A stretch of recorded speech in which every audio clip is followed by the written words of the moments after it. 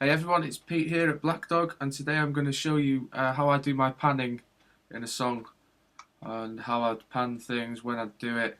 So yeah, let's dive in and take a look. Here's a song. I've finished the mix on it. Have a quick listen. Be careful what you say, Charlie, Charlie. So I mean, the panning is something that I do when I first get the files into the song. I take a look at everything, give them a clean up, get things in my order that works for me. You can see in one of my other videos that I've done a video on how to order your project. Well, how I order it, but everyone's different. So anyway, yeah, I'll start, well, not messing about with levels too much, but I'll start looking at panning and how things will fit in the mix, just basically so I can hear things better. It might change, but a lot of the time I keep things pretty similar in the mix. I just go with my instinct and pan them. So let's have a look at how I did it with this song.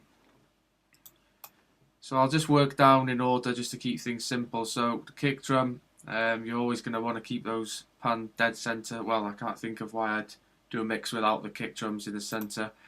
Same goes for the snare too, straight down the middle. Obviously your overheads, pan them hard left and right. I have heard of people not wanting to pan them hard left and right and panning them to there. I'm really not sure about that one. Hard left and right works for me. It sounds good. So yeah. Now I've matched the hi-hat in with the overheads on this one, so I've matched where the hi-hat is in the stereo spectrum of the overheads, so you can have a listen.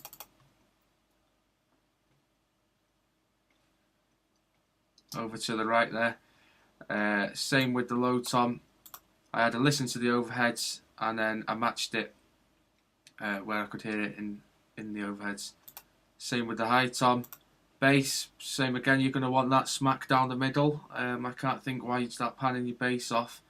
Maybe with electronic music where it's some kind of stereo bass, you're going to spread maybe the higher bit or something, but for me, bass, smack down the middle again. I mean, I like with electronic music anything. I've heard some big engineers say that you should keep your groove really centered in the mix. I mean, for me, I can't stand hearing a groove where there's hi-hats panned really wide or where there's like claps. I don't mind a wide clap, but if there's like a clap or percussion really wide, I don't know, it just totally makes me lose focus of the groove. I've got a friend who produces electronic music and he's renowned for how simple but complex the groove sounds, and whenever you listen to his groove, his name's Naira, you can check him out. Whenever you listen to the groove, it's always right down the middle, and then he makes room for other things in the stereo spectrum and stuff. Okay, so having a look at the electric guitar, yeah, I just panned this one off to the left, pretty far left, so you can have a listen.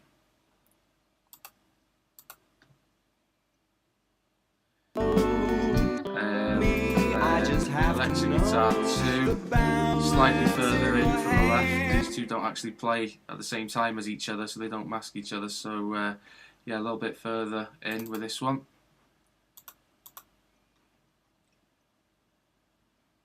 And then the next one comes in there.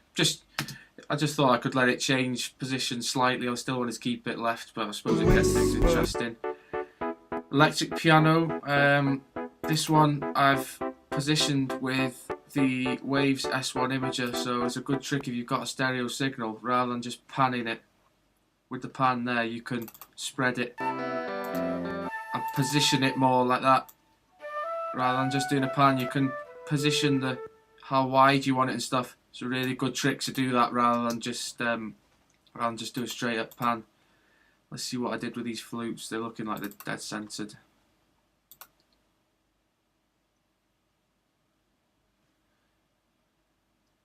Yeah, I had those. They had this big stereo. I'm sending them out to like a stereo delay thing. Let's have a look at where I do it. Bus 9. So yeah, let's have a look. Bus 9 and bus 16. 16 was a cool little trick that I've done here that I've sort of invented myself. I'm sure it's been done loads of times. Use Logic's echo effect, and then to give it some width, I'll put the sample delay on so that the echo effect is spread really wide. Listen. work my way to you. That's just the delay sound. Just making it sound, it's making that flute sound really wide, If I whereas it's knew usually just going to be what to do a really sensitive work sound. So my that's just giving way it to you. some width. So yeah, organ.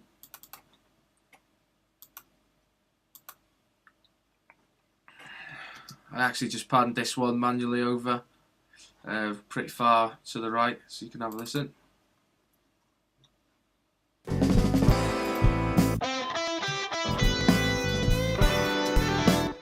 Guitar solo, for me, if there's a solo when the music isn't playing, the guitar solo sounds good straight down the middle.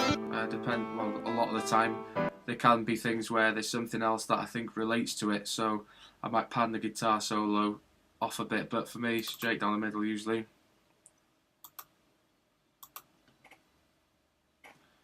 I mean, it would have sounded good panned off a bit as well, but I like it down the middle a lot. Piano.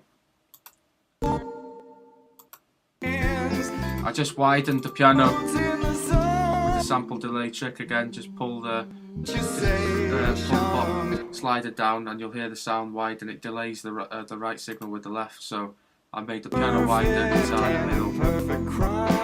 Lead vocal for me should always be smack down the middle, and then backing vocal. Listen.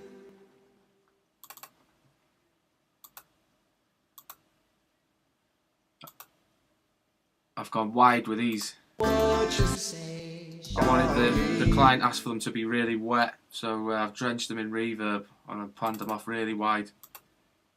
You can see that all the pans are really wide on them.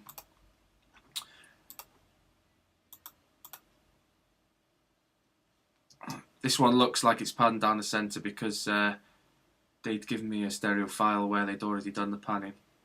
Another one here. Is that another stereo?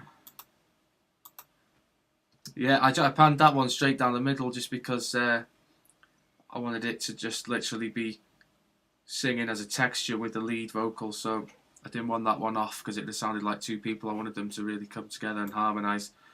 So basically you can see it's pretty quick. You just go with your instinct. Good tip as well is we haven't all got the best treated rooms, so you should you can put a pair of headphones on, and over-the-head headphones, and that'll give you an instant definite outlook on what the pan is really like, because obviously you've got problems with your room and stuff, you're not going to be able to hear things perfectly, but headphones, you know, you shouldn't do your mixing in them totally, but they're good for a reference, and they're definitely good for referencing pan, because yeah, they're going to give you an instant overview of exactly where the pan is. So yeah, dead simple. Any questions, give us a shout. Cheers.